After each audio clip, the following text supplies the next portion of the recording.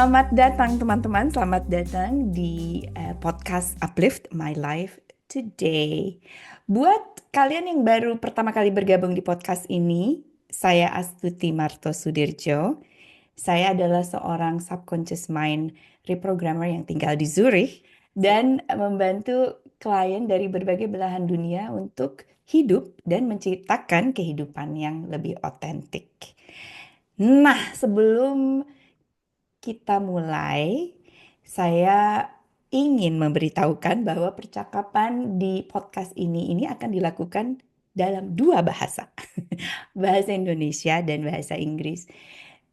Terima kasih banyak atas pengertiannya. Topik percakapan kita hari ini tentunya akan sangat berhubungan dengan bagaimana kita bisa hidup dengan lebih otentik. Tamu saya kali ini adalah Dian Handayani. Dian adalah seorang sex therapist dan sex coach yang tinggal di Singapura. Selamat datang Dian. Terima kasih sudah menyempatkan untuk datang ke podcast ini. Terima kasih Mbak Astuti atas kesempatan untuk sharing dengan teman-teman yang mendengarkan di luar dan juga semoga podcast kita hari ini insya Allah bisa membantu. Iya, amin. Semoga kita bisa membuat percakapan kita hari ini serius, tapi ringan dan menyenangkan. Insya Allah. Insya Allah, iya karena kalau tegang-tegang juga nggak bisa, Kitanya nggak bisa. nggak bisa connect juga. Betul, betul. Kalau ngomongin seks harus tenang ya. Seks, seksuality, sensualitas. Kita harus tenang. Kalau misalnya ada seseorang yang baru mulai nih ngedengerin pembukaan podcast episode kali ini, terus mereka bertanya-tanya, kenapa ya gue mesti terus dengerin percakapan ini? Em, Dian mau ngasih informasi apa kepada orang ini? Ini pertanyaan yang bagus sih Mbak Astuti. Soalnya semoga hari ini kita bisa benar-benar belusukan ke lebih dalam mengenai seputar membuka kunci sexual self. Itu bisa membantu kita untuk membuka kunci to authentic wealth and authentic self. Terjemahannya kekayaan hakiki, kekayaan kita yang otentik. Yang Jadi sebenar-benarnya, yang tidak bisa diambil sama orang lain kan?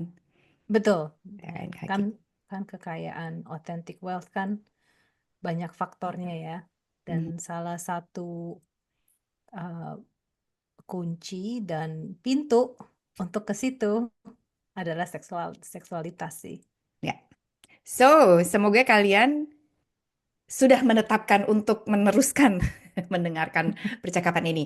Kalau mau ngambil minum, mau ngambil kopi, mau ngambil teh, whatever you want, silahkan dilakukan sekarang. Sebelum kita mulai percakapan ini. Saya setuju banget dengan Dian bahwa sebenarnya manusia itu terakhir kaya ya. Dan Hmm. tapi kehidupan tuh membuat kita merasa tidak kaya atau kita merasa bahwa kekayaan itu datangnya dari luar. Jadi podcast episode kali ini insya Allah bisa berguna untuk kamu yang ingin unleashing your authentic potential, kamu yang punya pasangan seksual dan juga insya Allah berguna buat kamu yang ingin punya pasangan seksual. Dian, silahkan dong berbagi sedikit banyak informasi tentang Dian dan profesi Dian dan juga kenapa Dian memilih profesi ini. Hmm. Sepertinya yang memilih profesi ini adalah profesi ini. Kamu dipilih sama Kamu profesi. saya dipilih, saya ditunjuk. Oh gitu. Wow. Terus saya nurut aja deh, ngikut aja. Itu judulnya surrender kali ya. Iya. Ah, Jadi sebenarnya semua karir saya sebagai sex therapist dan sex coach ini semuanya berawal dari panggilan untuk bekerja di mental health. hmm, Itu pertama kali saya kerja di mental health tahun 2010 saya dapat kesempatan, alhamdulillah, untuk kerja sebagai psikoterapis seni di sebuah rumah sakit di Singapura. Mhm. Nah, dari situ saya langsung terjun tuh ke dalam apa namanya, bagian psikiater, dan saya membantu pasien-pasien yang mengalami kesulitan di mental health, terutama eating disorder. Hmm. Jadi dari situ saya berkecimpung ke situ. Em, dari pasien-pasien saya ini, saya benar-benar jadi terpanggil untuk mendalami profesi sexual health karena saya lihat banyak sebenarnya pasien saya itu yang mengalami masalah eating disorder karena ada trauma, termasuk Hmm. sexual trauma, termasuk ada yang korban pelecehan, ada yang banyak lah trauma-trauma. Terus saya pikir saya perlu nambah lagi ilmunya. Terus saya decide, oke, saya ambil alih, ambil extra master ke sex therapy. Sesudah itu saya pikir, saya kepengen memperdalam lagi melalui ilmu seksologi slash sex coaching. Jadi sesudah belajar lebih dalam lagi, sudah berenang-berenang di daerah sexual health, saya saya tuh kayak semakin terbuka gitu wawasannya. Banyak juga sih kayak hal-hal yang misalnya misconception saya di challenge. Pokoknya bener-bener jadi wow, terbuka gitu. Hmm. Dan ini membuat saya semakin cinta sama bidang ini karena menurut saya ini bidang yang holistik. Hmm. Ini adalah salah satu bidang kesehatan yang menyentuh banyak faktor termasuk masalah fisik, tubuh, psikologi, spiritual, Hmm. tentunya dinamika pasangan, sampai spiritual, kebudayaan, politik, Politik. human rights, Ya. feminist movement, dan sebagainya. Jadi ini yang bikin saya tuh sampai nggak bosen sama bidang ini. And the Ya. rest is history. Yes. Oh, and you never look back. No, I No. never look back. Uh, Justru yang menarik adalah bidang ini, bidang seksologi dan sexual health ini yang bikin saya um, berkecimpung lagi dan mencari lebih dalam ke bidang spiritualitas. Hmm. Ya, it's still of course kalau soal spiritualitas kan ongoing proses ya. Jadi I'm still learning, I'm still a student, so here I am. Yes. This is Hmm. interesting, sexuality and spirituality. Karena Hmm. biasanya kan sexuality, physicality, emotionality, but then it's Hmm. going to spirituality. Ini kayaknya butuh episode terpisah deh kayaknya nih. Siap. Untuk bagian yang ini, kita mulai dari awal-awal dulu lah. Mungkin kita bisa Siap. bikin episode juga kan. Hmm. Yang Mhm. penting kita mulai dulu. Yep. Oke. Thank you for sharing that. Very interesting. Dan apa progression di dalam karir juga itu juga apa sih sangat fulfilling ya. Karena kan kita tumbuh Hmm. terus dalam pencarian mungkin pencarian di jati diri juga kan dari melalui profesi. Ternyata makin makin spesifik topiknya, topik of interestnya. Dan ini semakin kalau saya kelihatannya dari luar ada yang lihatnya semakin menuju yang hakiki arah Hmm. fokusnya. Dan Mhm. kita akan membahas itu kan karena adalah sexuality as a gateway or a portal or a key or a door to the authentic wealth embodiment. Dan authentic wealth itu dimiliki oleh semua orang tanpa kecuali kan. Nggak ada hubungannya Mhm. sama pendidikan, nggak ada hubungannya sama latar belakang budaya dan segala macam. Kalau Hmm. punya, if you are here as a human being, then you are wealthy. You are wealthy by definition. Harusnya kan seperti begitu. Hmm. Ya, benar. Okay, so I'm gonna start with the next question. Tadi kan em, Dian juga bilang bahwa our sexual self is the key in unlocking our authentic wealth. Nah, mari kita mulai. Sebenarnya apa sih sexual self itu? What is it and what it isn't? Dan mungkin Hmm. ada salah kaprahan apa sih yang biasanya ada di em, pengertian orang pada umumnya? Hmm. Mungkin kita mulai dari misconception atau kesalahkaprahan dulu kali ya. Paling menarik yang ini. Ah, soal soalnya mungkin em, pada para pendengar kalau sudah mendengar kata-kata seks, langsung deh tuh keluar, wah, the action of sex. Hmm. Tapi pada intinya sexual self itu bukan hanya sexual act or sexual preference. Jadi ini hanya sexual act dan sexual preference itu hanya again salah satu faktor dari sexual self. Dan sexual self itu lebih bigger dan lebih luas dari the action. Intinya kita semua tuh ada konsep namanya sexual self dan ini adalah sebuah konstruksi jati diri yang sangat amat multidimensional. Sexual self itu bisa termasuk multidimensional, meaning faktor-faktor yang termasuk um, sexual self bisa jadi pola pikir kita yang conscious, Hmm. yang subconscious, feeling, perasaan kita. Ini juga termasuk values, Bukan. tata Hmm. nilai yang sudah uh, kita internalize ya, kita adopt ya. Terus juga termasuk sexual orientation kita, termasuk bagaimana cara kita mengekspresikan diri kita seputar jati diri seksual kita, seputar seksualitas kita. Dan biasanya sexual self ini tentunya terbentuk semacam dari kita masa kecil. Hmm. Hmm. Contohnya begini, Mbak Astuti, misalnya misalnya gini, semua anak kan dilahirkan dengan kepribadian dan bawaan masing-masing. Ya.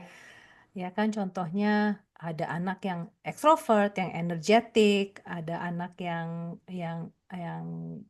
pokoknya dia yang kita ngelihatnya aja, wah, anak ini benar-benar energetic, full of life ya. Dan ada juga anak yang emang bawaannya kan introvert, terus ada yang lembut. Jadi semuanya tuh masing-masing ada kadarnya. Hmm. Nah, contohnya nih, misalnya ada seorang anak perempuan, dia terlahir sangat energetik dan ekstrovert, tapi dia grow up dan dibesarkan di kebudayaan dan keluarga dan lingkungan di mana anak perempuan ini selalu dituntut untuk lemah lembut. Kamu Hmm. nggak, kamu kenapa sih gerasa kerusukan gitu? Kamu kok nggak bisa lemah lembut sebagai anak cewek, ya kan? Em, tentunya mungkin ini contoh aja ya. Ada beberapa yang menjadi pertentangan batin misalnya. Mungkin dia merasa shameful Hmm. eh, atas dirinya yang naturally energetic tapi nggak bisa lemah lembut. Ya. Bisa aja nanti dia pas remaja, pas dia mulai ya namanya mulai remaja kan, mulai naksir-naksiran nih sama temen sekelas. Mungkin di satu sisi dia karena dia emang orangnya ekstrovert, dia energetik, dia pengen ngajak nih. Eh, yuk kita kita going out on the date yuk ini. Tapi karena dia dibesarkan, perempuan dia nggak bisa begitu. Perempuan harus lemah lembut, perempuan nggak boleh agresif.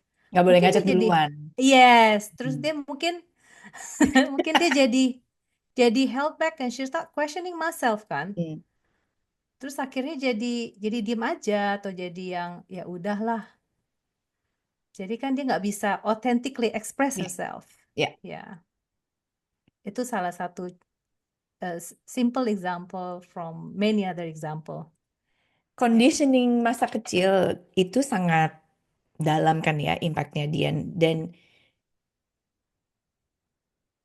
sebagian besar atau ya sebagian besar dari pengkondisian itu kita juga orang tua juga tidak sadar gitu bahwa peraturan-peraturan yang jangan ini jangan itu harus begini perempuan tidak boleh tidak boleh initiate certain things. Perempuan harus nunggu diajak baru nggak boleh initiate things, nggak boleh terlalu ribut, nggak harus manis, harus lembut dan segala macam. Ini kan juga em, sebagian besar itu bukan karena niat buruk, ya. Jadi itu karena ini biar kamu fitting nih sama keluarga kita atau dijudge dengan baik oleh orang banyak. Tapi impactnya itu sangat besar dan dalam karena jadinya seperti yang dikasih contoh sama Dian tadi, seorang anak yang ekstrovert jadi nggak bisa, harus systematically merubah konstruk di dalam dirinya supaya tidak sangat ekstrovert gitu kan. Jadi, nah ini impactnya biasanya kemana-mana nih kan. Nah, Iya, begitu juga bagi ya, begitu juga sebaliknya Mbak hmm, Mbak Astuti. Misalnya begini, kalau misalnya dia dilahirkan di keluarga yang misalnya sama-sama ekstrovert, ngomongnya pada keras semua, mungkin dia bisa flourishing kan, bisa grow well karena kondisi keluarganya begitu. Cuman sebaliknya, kalau misalnya emang sifatnya pemalu dan introvert, mungkin di keluarga yang yang pada ekstrovert semua, nanti kan mungkin dia dicap, wah ini anak pemalu banget sih, hmm, ayo dong hmm, dipaksa-maksa maju, paksa-paksa, coba nyanyi di depan om kamu, tante kamu gitu kan. ya. Itu juga jadinya kan bertentangan juga kan pada their authentic self sih. Iya, dan biasanya mereka bilang gini, supaya kamu bisa berkembang, ya kan? Bener, Itu, bener, itu kan yang iya, dijadikan alasannya. Tapi terus iya, keterusan sampai yang bersangkutan sampai nggak tahu who am I don't know hmm, anymore gitu. Jadi betul. dan biasanya kalau dalam keseharian jadi anxiousnya tuh banyak kan. Jadi anxiety, cemas itu karena cemas dari yang dalam. Mungkin karena sesuatu eksternal, tapi internally kalau kita nggak tahu kita ini diri, siapakah diri kita juga setiap kali harus berinteraksi dengan diri sendiri maupun dengan dunia, itu lumayan membuat cemas kan? Ya, Ya. ya. So, saya penasaran untuk klien-klien yang Dian bantu selama ini yang specifically datang karena masalah sensualitas dan seksualitas, biasanya conditioning ini impactnya seperti apa? Terus masalahnya tuh mereka biasanya bentuknya seperti apa? Tentunya banyak ya, cuma there common uh, problems that they come to you with. Would you share more about it? Mm-mm. Um, yang suka saya lihat sih, selain biasanya datang ke tempat saya tuh biasanya yang midlife crisis lah, Hmm. existential crisis or sexistential crisis. Yes. Terus mereka tuh mulai yang um, Dian, aku nggak pengen having affair, tapi aku nggak puas sama kehidupan seksualku. Aku juga galau istilahnya lah ya. Hmm. Anak zaman sekarang kan bilangnya galau. Rasanya tuh semuanya serba salah. Yang dulunya bisa saya tolerate, yang dulunya oke, sekarang nggak oke lagi. What's Hmm. going on with me? Hmm. Tapi ada juga yang misalnya populasi yang um, lebih muda.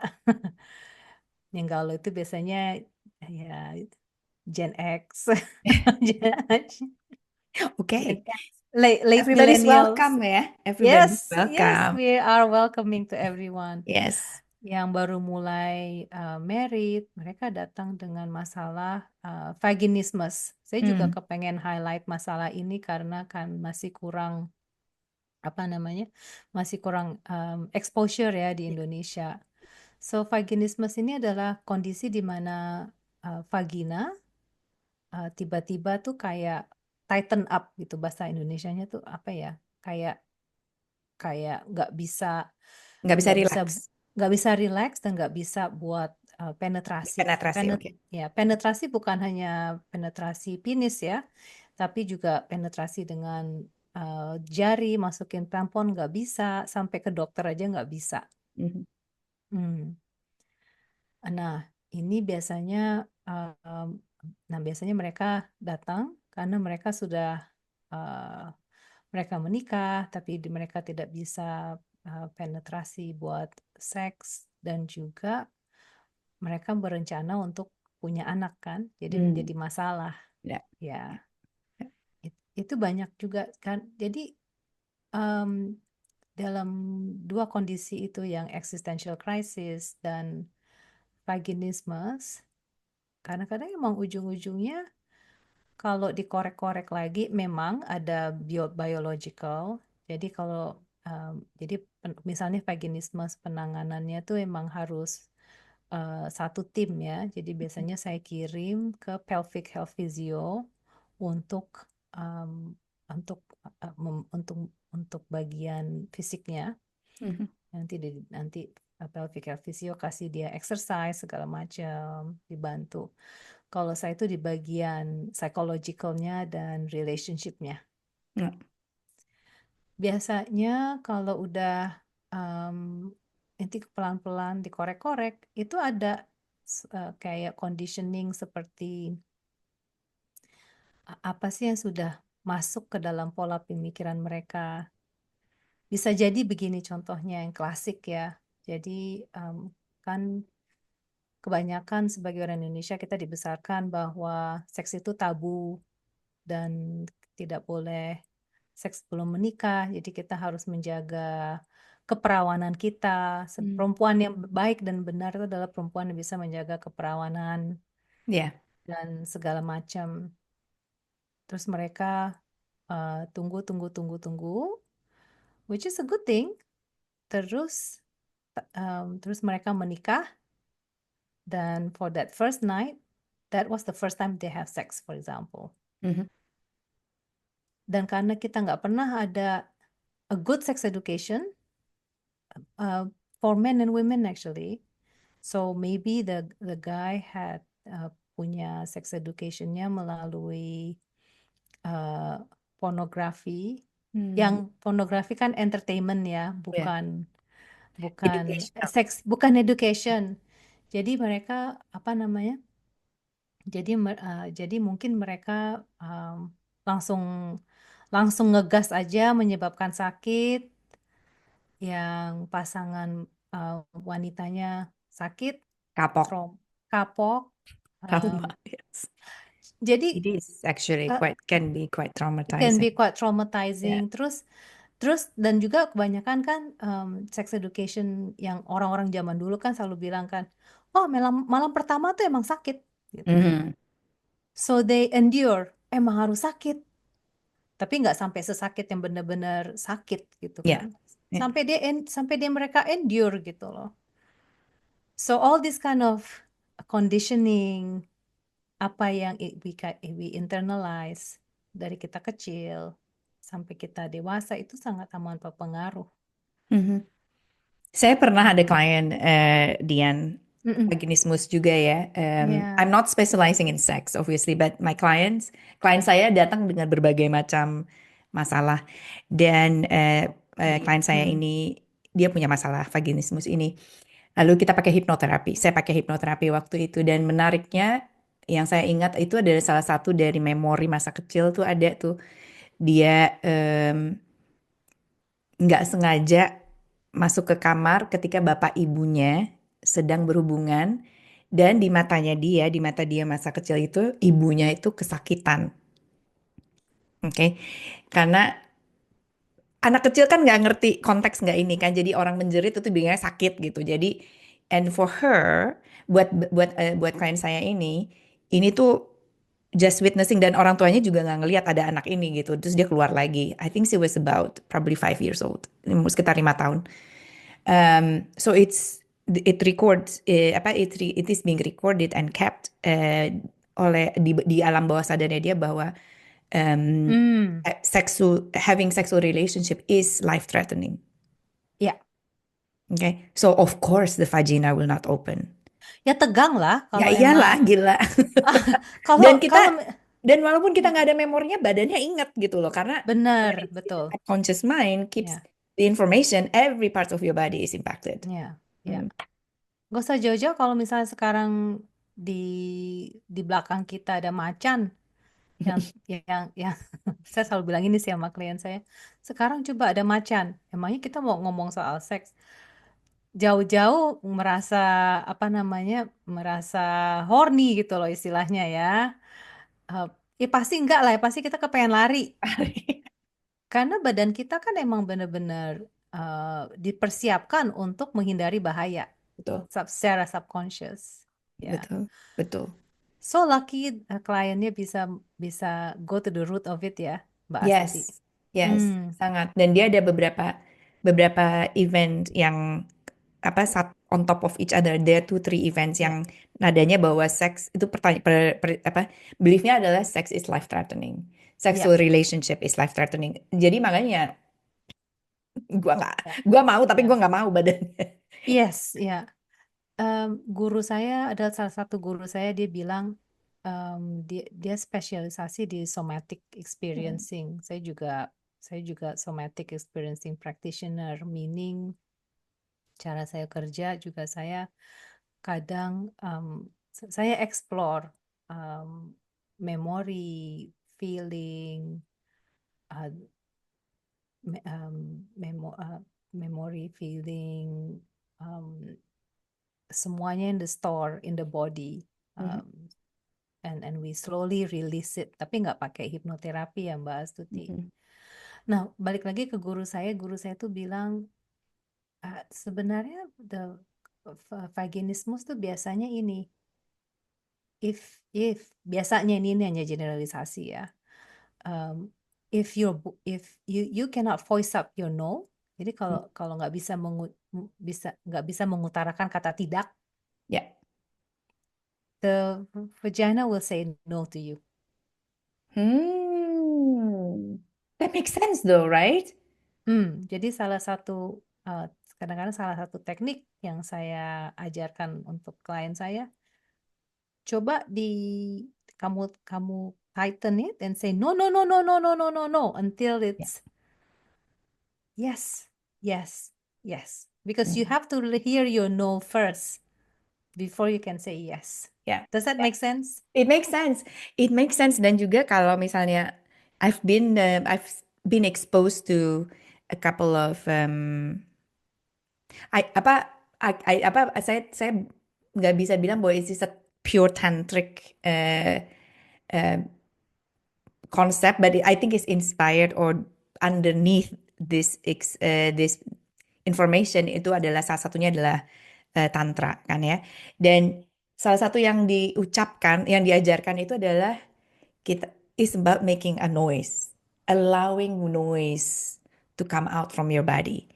Jadi when you Hmm. want to connect back into your power center, ya adalah daerah genitalianya manusia pada dasarnya daerah sini.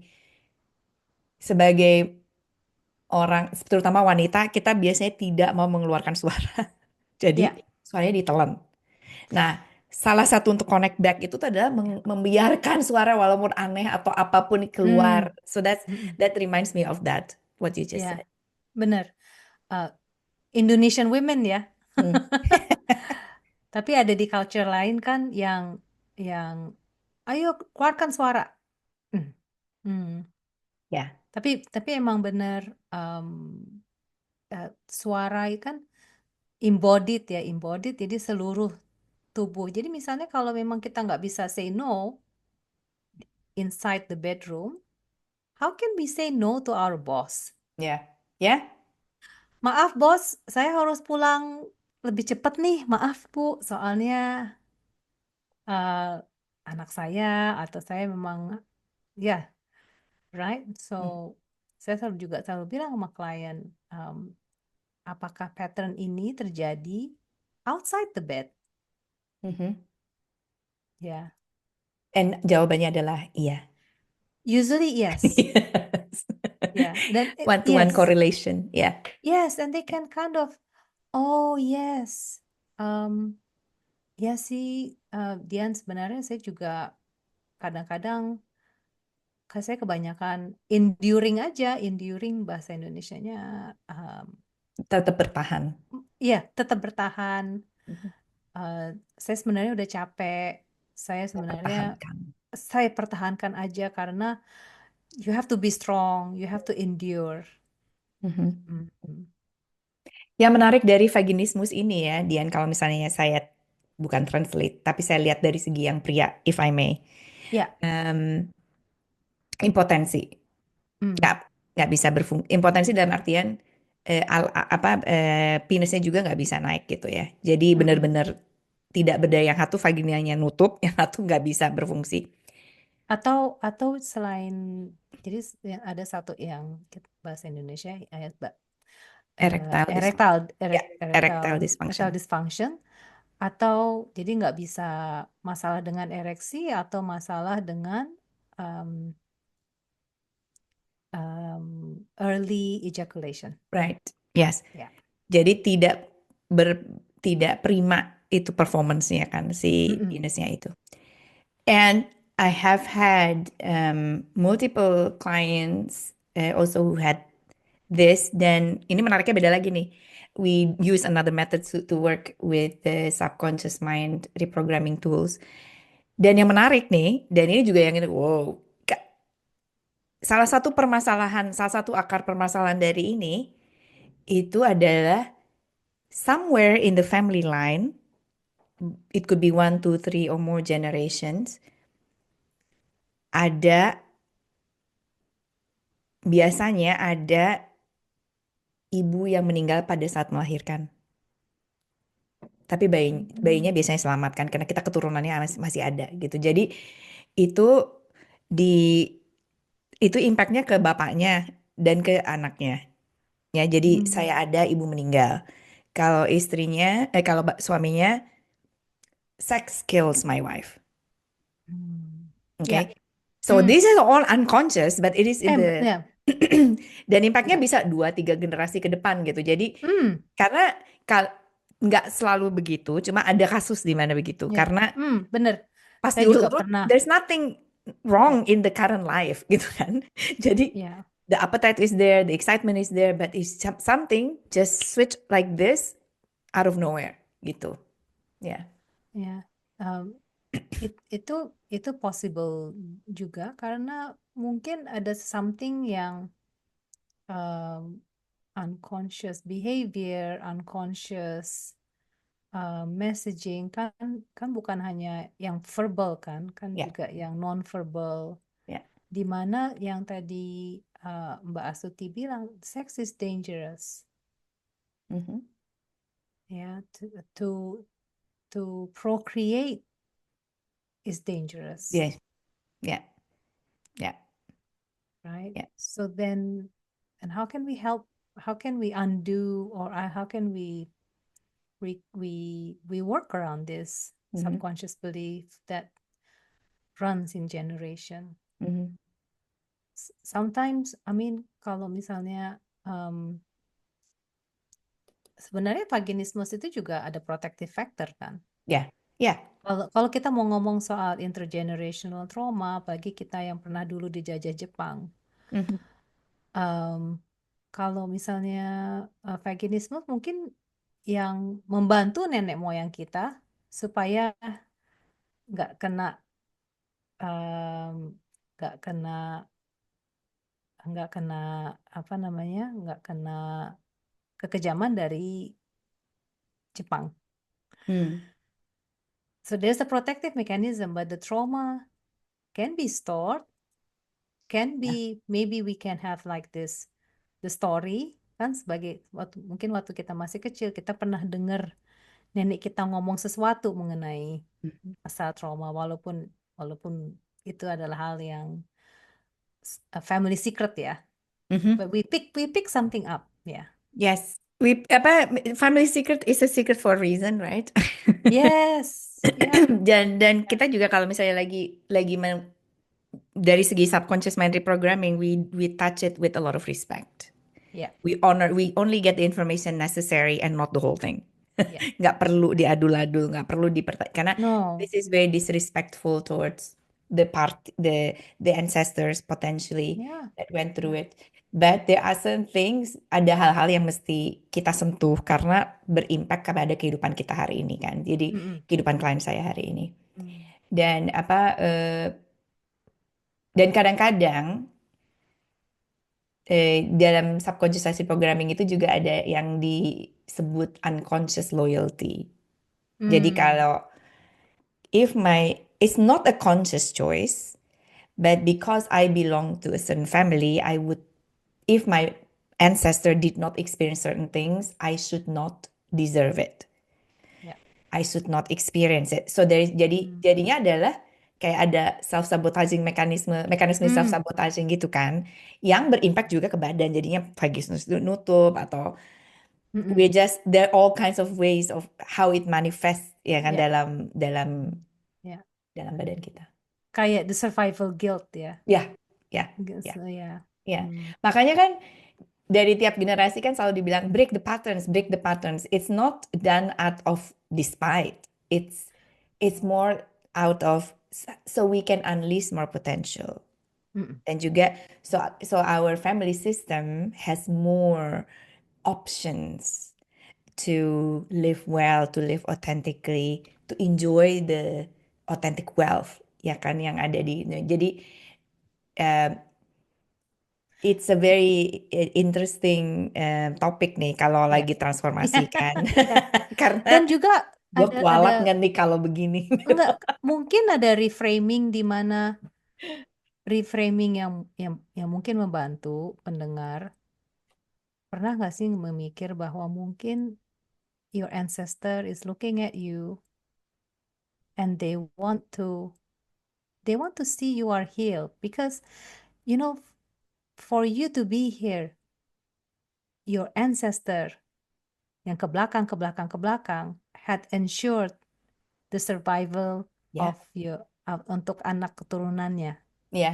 Ini kayak pejuang kemerdekaan kan? Bener. Iya, Dan mereka juga nggak kepengen ngelihat anak cucunya menderita kan? iya. Udah gue capek-capek mau Iya, berjuang kayak gitu, masa lu malah ikut berjuang kayak gue? Gimana sih gitu iya. kan? So they want to release you. They want to release you from the shackle of their trauma. They didn't know any better. Zaman dulu kan belum ada science seperti ini, belum ada zaman dulu kan belum ada teknik-teknik Mm. yang sekarang segala macam. Dan sekarang mungkin dia ngelihat, you know what?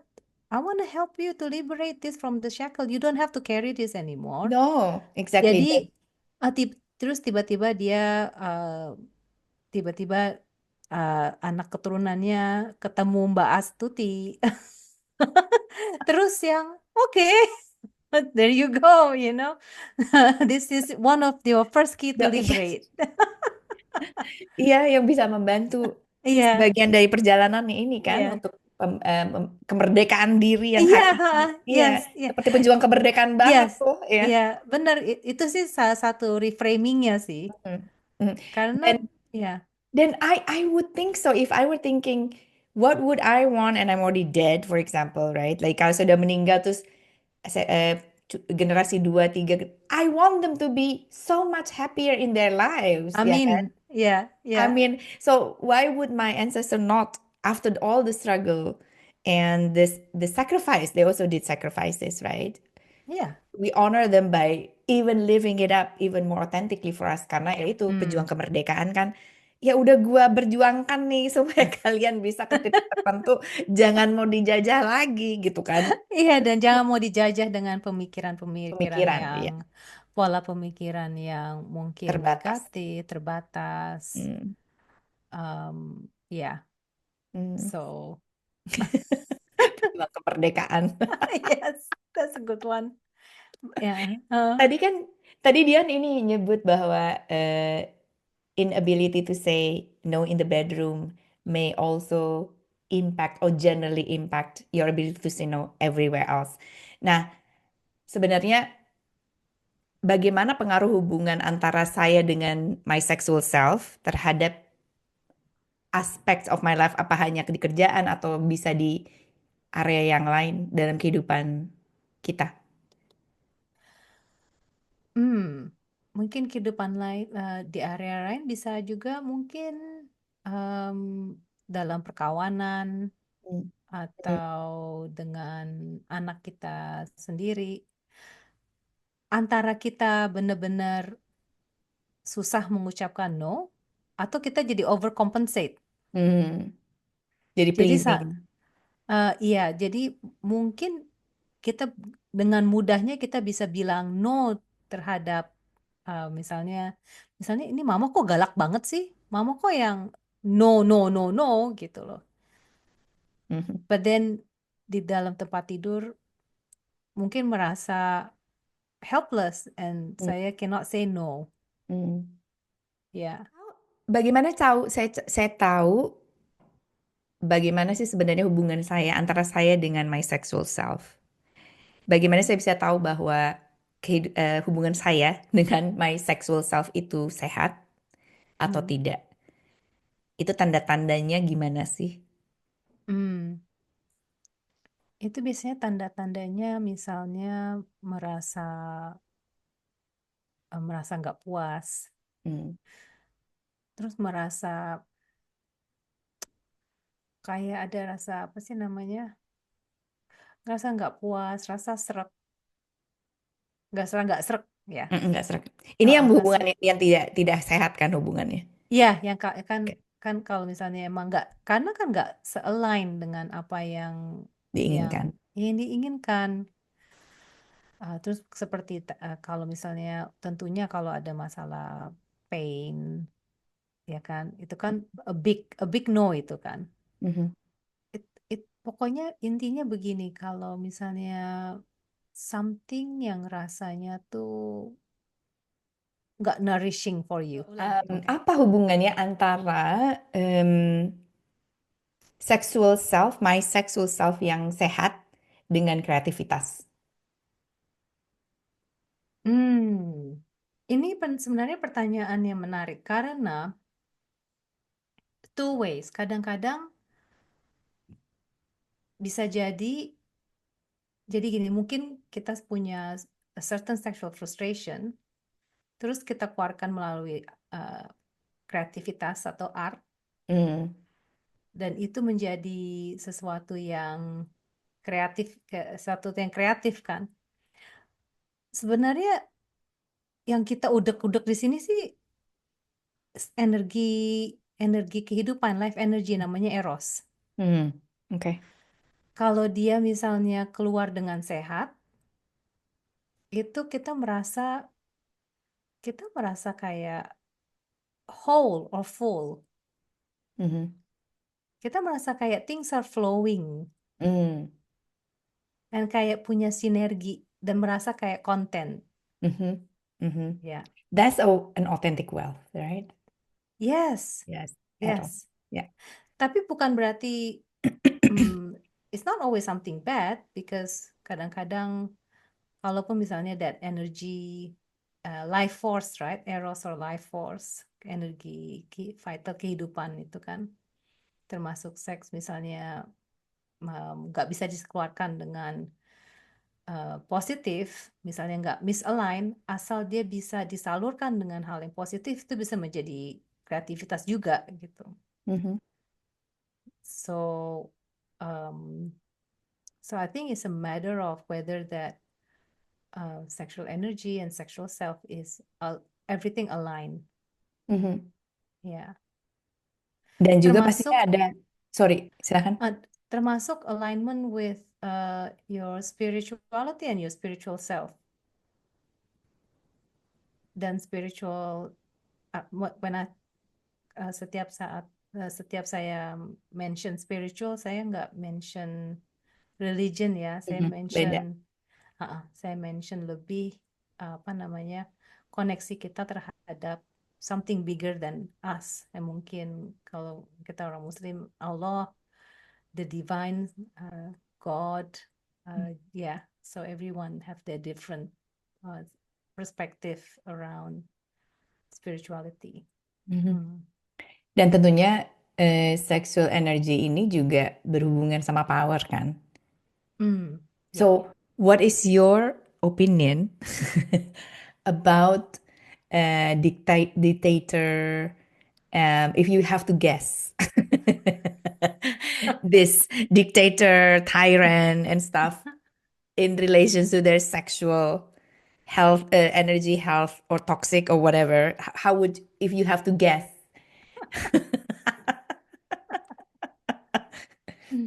I'm curious. I don't know. I'm wondering whether apakah mereka, hmm, mungkin mereka lapar kali ya, lapar for something, Hmm. kayak kayak mungkin something is not fulfilled, Mhm. ya. and so they're hungry for yeah, yeah, they're hungry for power. Because they Mm. feel deep down they feel truthfully kalau mereka bisa jujur Mm. disempowered. Is that why? I don't know. I Over cannot. jadi it's like an overcompensation in a way. It could be, but I cannot speculate karena Kasusnya beda-beda. kasusnya beda. Ya. Kasusnya beda-beda tentunya. Mm. But I'm just thinking more from perspective apa sih yang bikin kita whole? Mhm, So I'm just thinking kalau saya sih mikirnya lebih apa yang wounded in us. mhm. Jadi something yang terluka, jadi lukanya itu menjadi karat, Borok. borok yang menutupi um, nur cahaya di hati kita. Ya, ya, Nah, ya. jadi kita Jadi, ya antara kita overcompensate atau kita takut, jadi kita shrink ourselves kalau kita takut kan, jadi kita nggak bisa ya, mengeluarkan apa yang kita inginkan, atau kita jadi lebih overcompensate. ya. I Ya, think I think apa sih kalau misalnya my perspective is kalau misalnya it's a healthy connection with sexual self, I think you could through the the sexual energy becomes a source of connection, right? With yes, self, with others, and with your creator ya, also. ya, the source that's nourishing. Yeah, Ya, kalau saya exactly. saya kan dibesarkan dengan tradisi agama Islam. Akhir-akhir ini saya banyak belajar juga sih soal seksualitas dan Muslim. Nanti bisa bisa bisa saya ini deh ada beberapa Instagram yang sebenarnya oke untuk di follow. Mhm, Salah satunya tuh salah satunya ada ada ada expert yang bilang kebanyakan kita lupa untuk include the aspect of soul mhm. Yeah, when we talk about sexual yeah. health atau sexualities kepada anak-anak cucu kita. Mhm. Yes. Kita selalu bilang ini nggak boleh, itu nggak boleh. Tapi sebenarnya agama kita mengajarkan banyak nuansinya, banyak nuansesnya Mhm, yang yang perlu di kita sendiri kita gali. Ya kita harus curious ini dari mana, ini kenapa rulingnya begini, apa historinya. Dan mhm, yang missing adalah konsep soul. mhm, Apakah yang kita lakukan ini akan membantu soul kita, um, dan bukan hanya masuk neraka apa tidak masuk neraka, mhm. tapi apakah soul kita bisa in alignment with with the value yang fitrahnya kita gitu loh. Yeah. It's more whether what we are doing is Ya, connecting or disconnecting us from our soul, yes, ya kan? ya, ya, Dan dalam sejarah manusia dari awal-awal muncul manusia dari Adam dan Hawa juga ya, that's when you want to overpower somebody, you focus on that sexual area, cowok hmm, maupun cewek, ya, kan? Cowok maupun cewek. Dan juga generally I think what I learn is that kalau misalnya kita punya when we repress emotions and ya emotions and trauma itu biasanya ke bawah sini nih disimpannya tuh di daerah hmm, perut bawah kan. That's where most ya, work needs to be done somatically juga gitu kan. ya. It's so powerful because it's life force. If you want Yes, to disempower somebody, you go there. Go to the ya, source and disturb it. If you hmm, want to empower somebody, go there and nourish it. Ya kan? mhm, Jadi it's like there's this place where it's like the source of everything deh antara tulang ekor sampai eh, hmm, sedikit di bawah udel kan. Daerah situ tuh is a is a place where a lot of ideas and a lot of people were born from. hmm, Invention and everything comes ya, starts there also. ya, yes. Dan ada beberapa orang yang bilang ada beberapa apa namanya ada beberapa um, ada beberapa there's couple of Muslim scholars that say seksualitas orgasm itu adalah um, hadiah dari Allah. Dia tuh kepengen kasih kita ini loh, surga nih rasanya kayak Kayak gini. gitu, ya, ya. Some other Islam bilangnya surga, yang agama lain nirvana. Iya, iya. Yeah, this is Dan all religion. ya, All religion, all traditions. I would say most of the traditions have that. ya, Orgasmic is a divine ya, experience, ya, ya ya. kan? Ya, So if we know, kalau misalnya kita mengerti ini adalah yang sacred, ya, yang divine. So we know kenapa kenapa banyak peraturan ya, di seputarnya, kan beda beda dengan channel di mana ini nggak boleh karena nggak boleh aja, tapi beda enggak. versus dengan ini nggak boleh karena ini sacred loh. Mhm. Ya, Ini sangat powerful di mana kamu bisa membawa um, another soul to the world. ya, yes. So it's different, It's different. different. It's one is love based, the other one is fear based, Yes, yes, right? yeah, One is really out of love and out of sacredness, out of holiness, yeah, out of appreciation for life, appreciation for what is. The other one is nanti takanin apa larangan-larangan yang penuh dengan ketakutan, ya. yeah, yeah. Same statement, different energy. Yes, yes, that's it.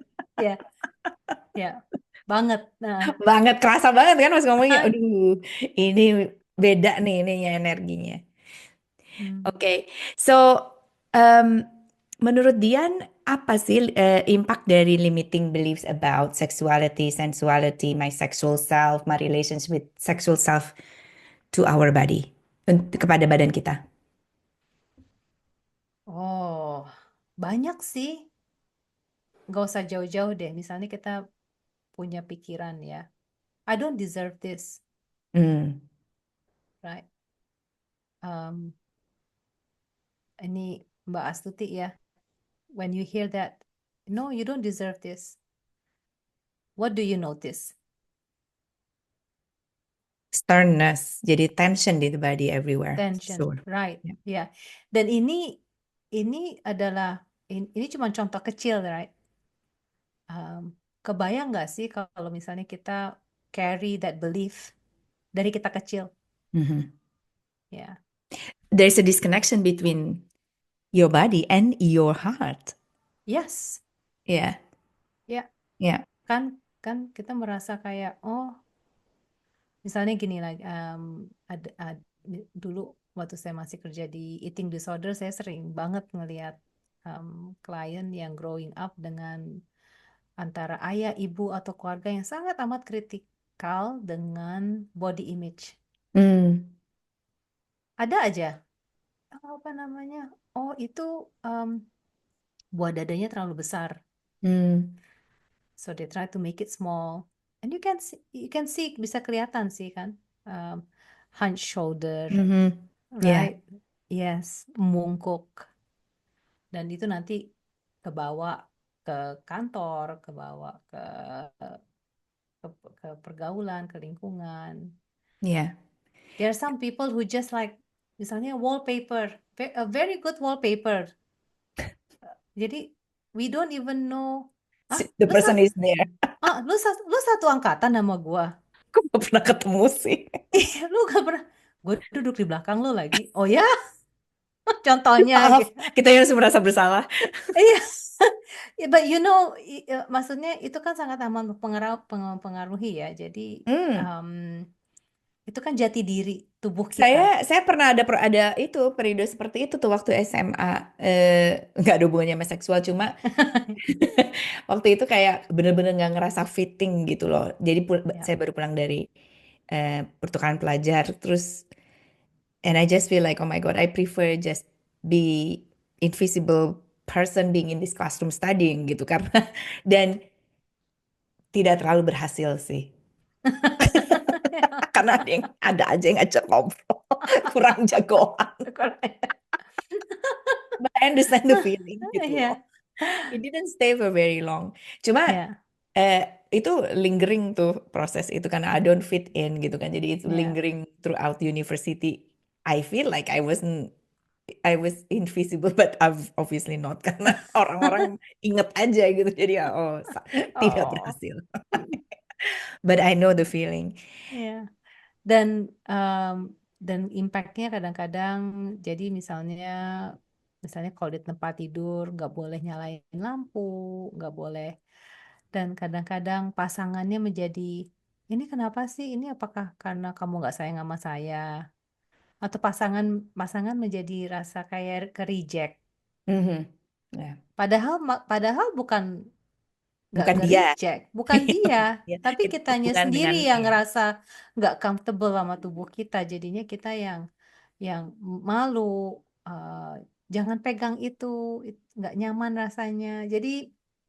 Jadi kita kok nggak bisa ekspresif Ya, ya, ya. kan. Heeh. Saya punya klien yang waktu kecil itu di apa pernah dimolest sama Hmm, guru ngaji, hmm, hmm, and ya, it's kept a secret for until probably a year ago. Ya, jadi hmm, um, the client is around 40 now, so she kept it by ya, herself for a long, long time. Dan when we start to work on this, karena di-trigger sama sesuatu yang apa, ketika datang ke saya bukan ngebahas itu, tapi itu keluar gitu. Jadi karena hmm. we touch something else and then it goes there. Karena But that's the thing with trauma kan. ya, Trauma kan layered, and ya, we sometimes don't know we got triggered. right, right, Until something happen, ya, ada yang ke-trigger dengan aroma, mm, certain ya, perfume, certain taste, ya, song, ya, ya, you could be like, tahunya tiba-tiba badannya reaksi. Nah, ya, dalam kasus dia, salah satu manifestasi dari keeping everything a secret, don't tell anybody about it. Dan si orang ini still in the good book of the parents till today. hmm, Um, itu adalah for many many years dia tidak kayak nggak bisa ngerasakan apa-apa di lower body, the lower part of the body. Jadi misalnya olahraga jatuh nggak sakit ya, gitu. Jadi benar-benar nggak ada, there's a numbness ya, dari udel ke bawah. mm, Ya, jadi so as we work through it, then it's all reconnecting back antara mm. badan atas badan bawah. But it's a journey to get there. Oh yes, and Hmm. the connection can be triggering Ya, ya, because it's also a safety mechanism. yes, To be yes, honest, sebenarnya sih Mbak Astuti, kalau dipikir-pikir tubuh kita itu diciptakan amazing ya, ya, ya, right? jagoan banget. Jagoan untuk survive. Ya, but Kita bisa maybe kita bisa nunggu sampai kita merasa aman, kita bisa baru merasa proses. powerful, baru bisa kita proses Mhm. dengan pada waktu yang tepat. Ya, jadi statement that life goes on itu applicable buat badan kita. Karena set mekanismenya badan membuat itu possible.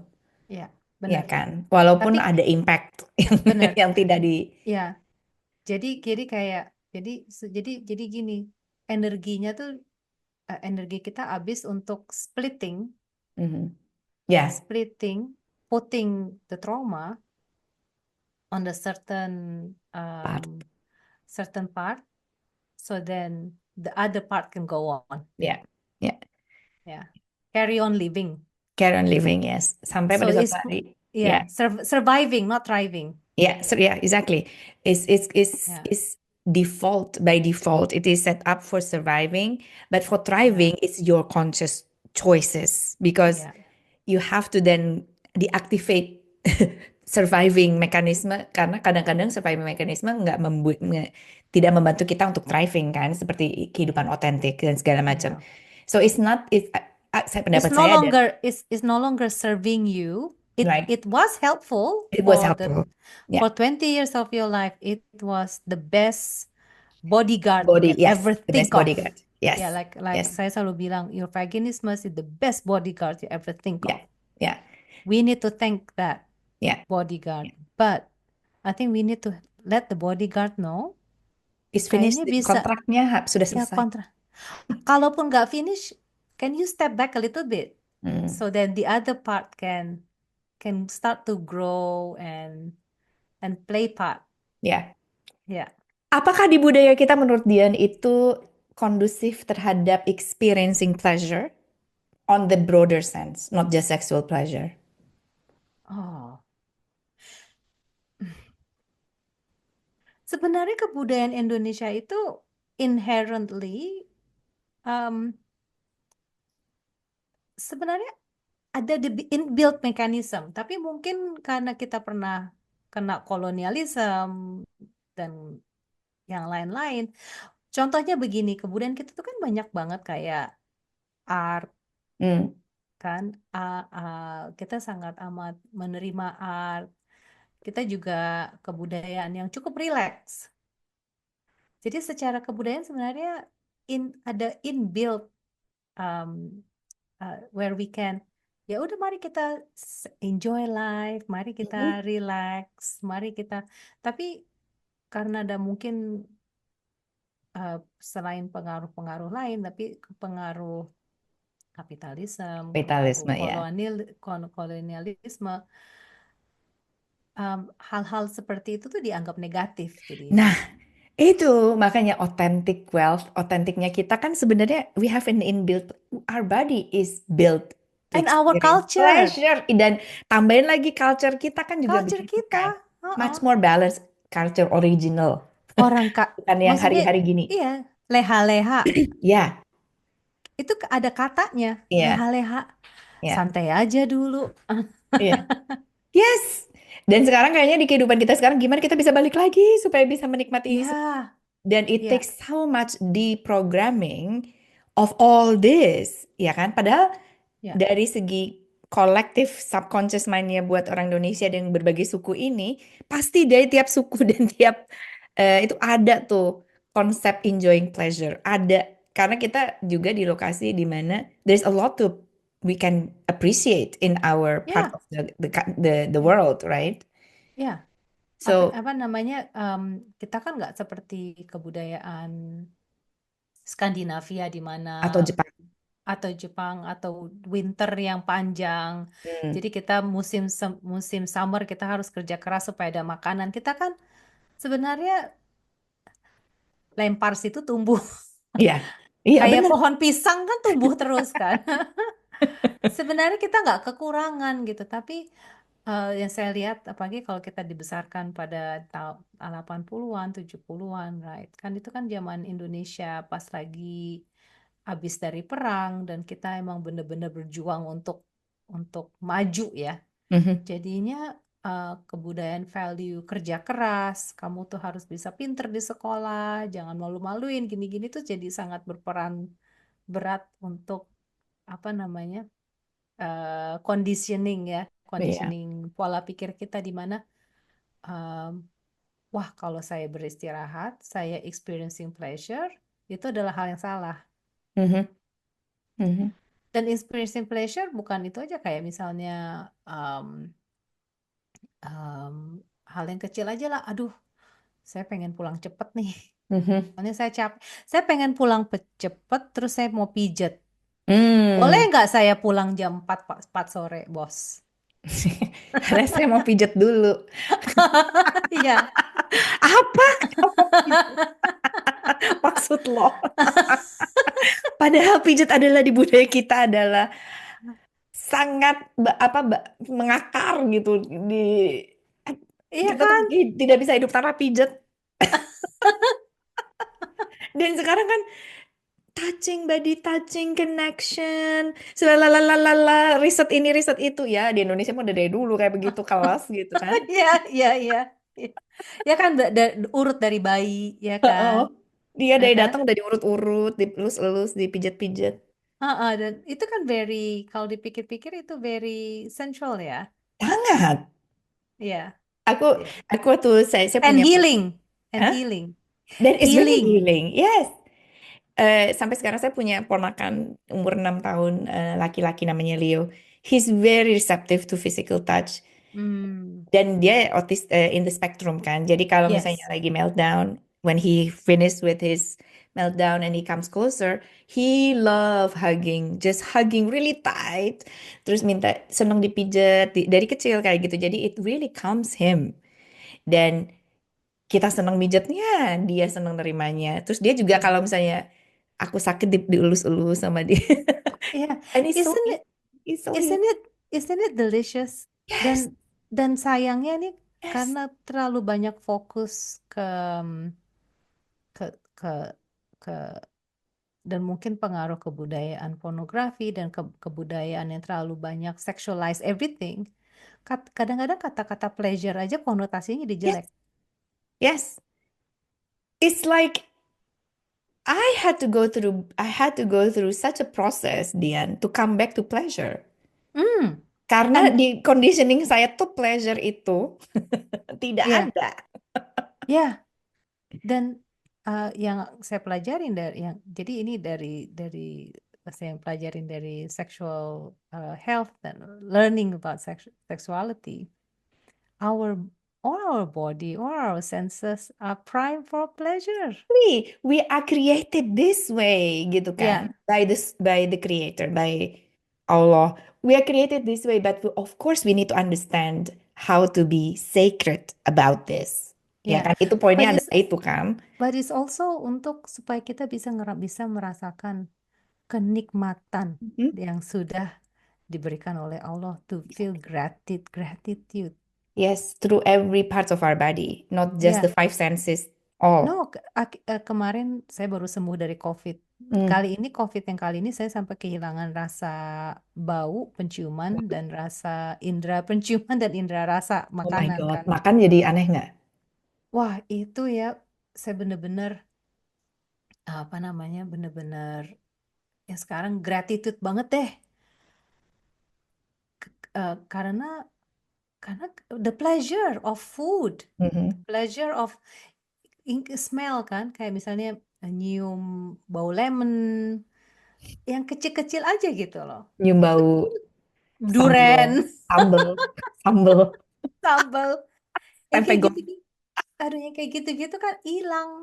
Mhm. Ya, and the pleasure of life, it's lesson. Yeah, when your system is not working, right? Ya, And we are born with all that.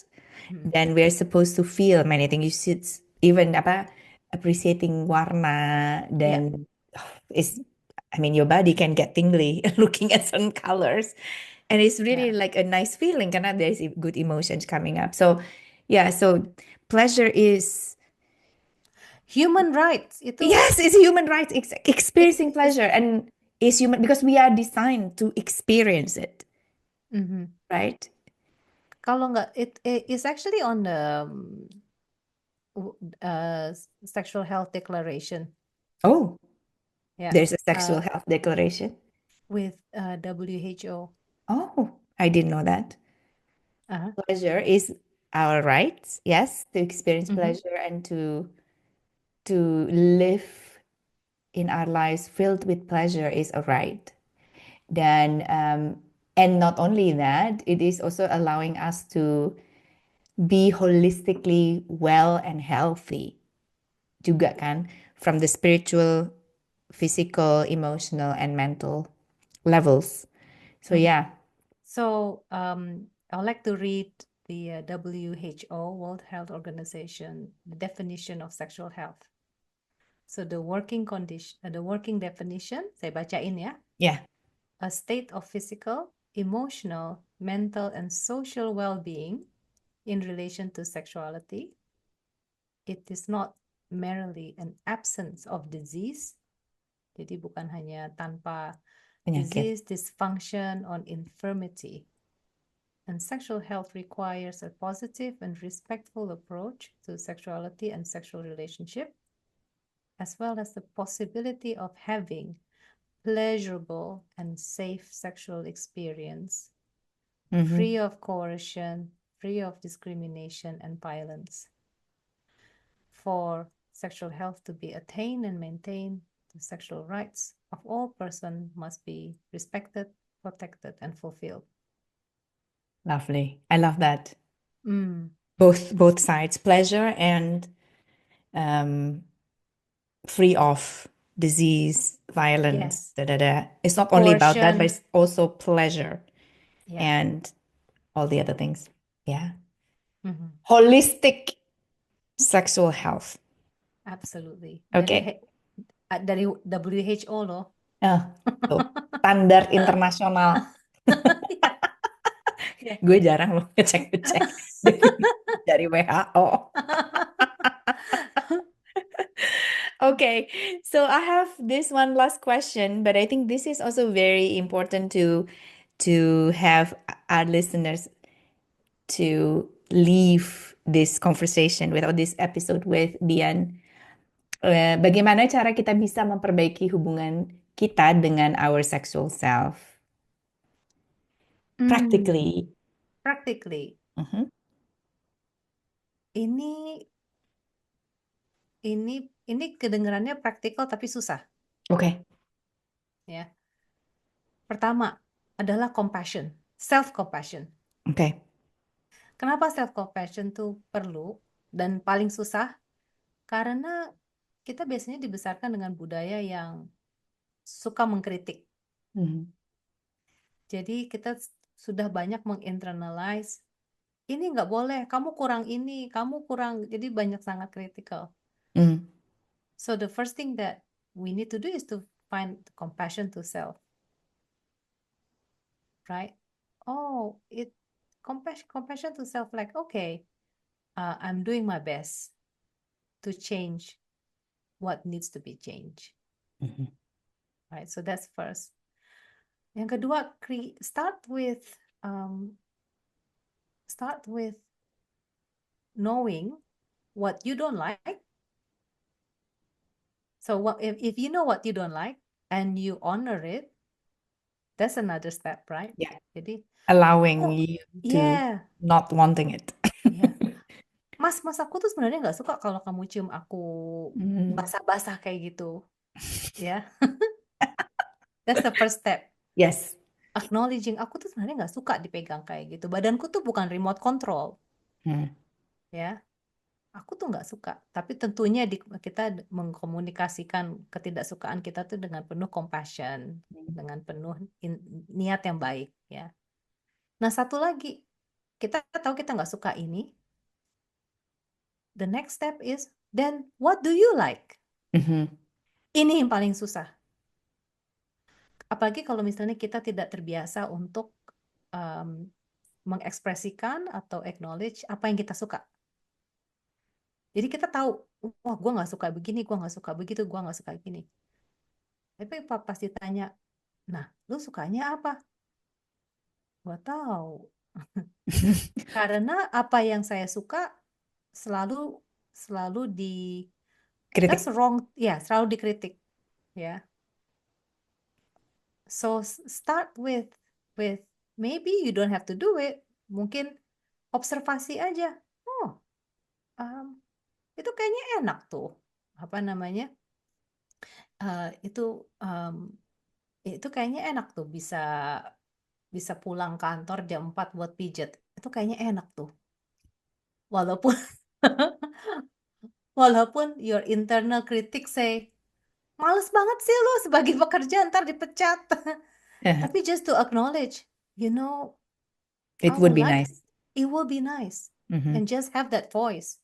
Ya, Iya, itu emang kayaknya ide yang bagus tuh. memberikan suara terhadap keinginan yang So, sesungguhnya. yes. Hmm. So you start to be Ya, yourself. advocating yourself. Ya. Ya.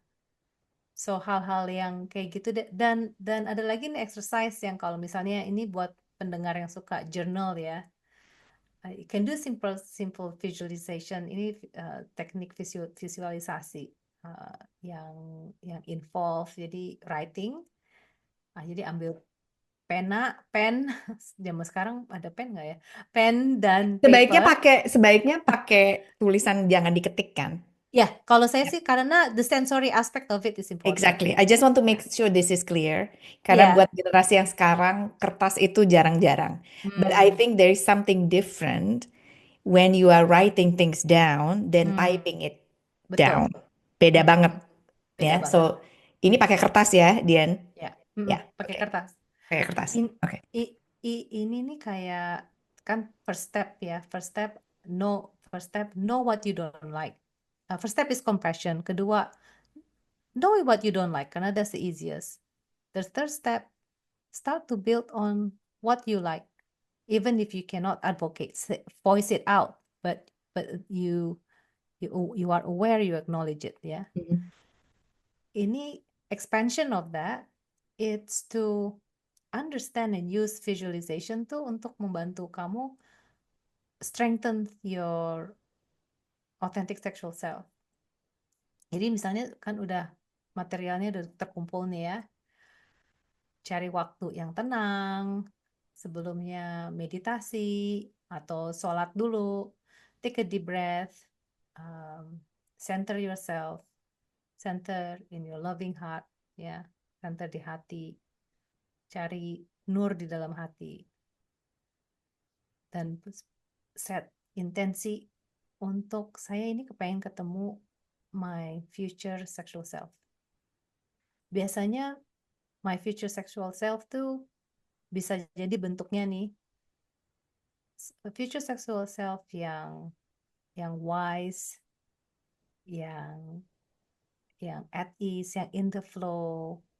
Biasanya mereka punya sifat-sifat yang compassionate, atau mungkin tertarik dengan future sexual self yang powerful, yang confident ya, yang passionate ya. Bayangin dia tersenyum, friendly, approachable. And then the second step is in your mind's eye, langsung become that person, become that future sexual self, and you start writing the vision. But write the vision as if you are your future sexual self.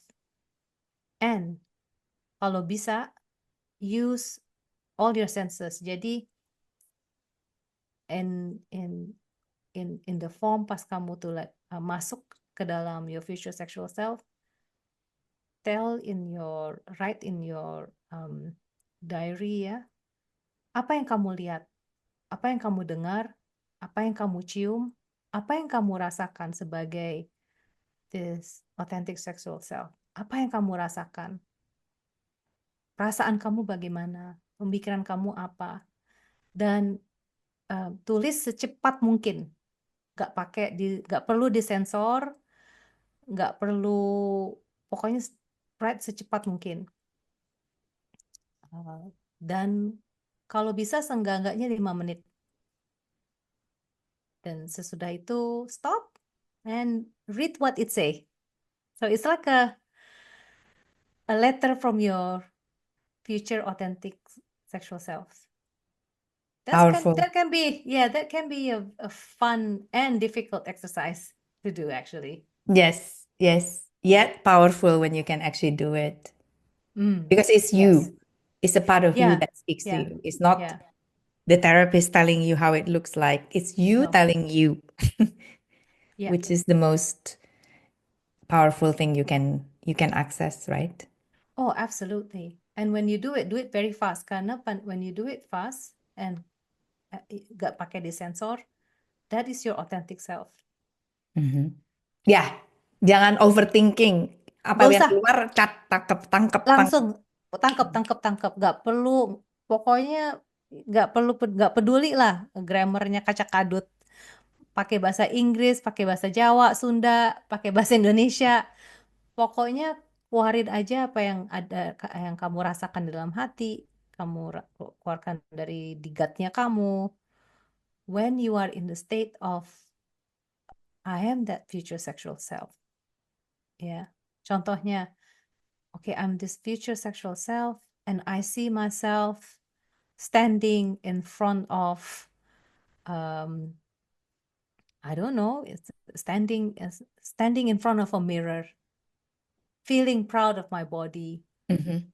yeah, and I can smell my sweat because I just went for a run, and Mhm. it doesn't matter, Mhm. yeah.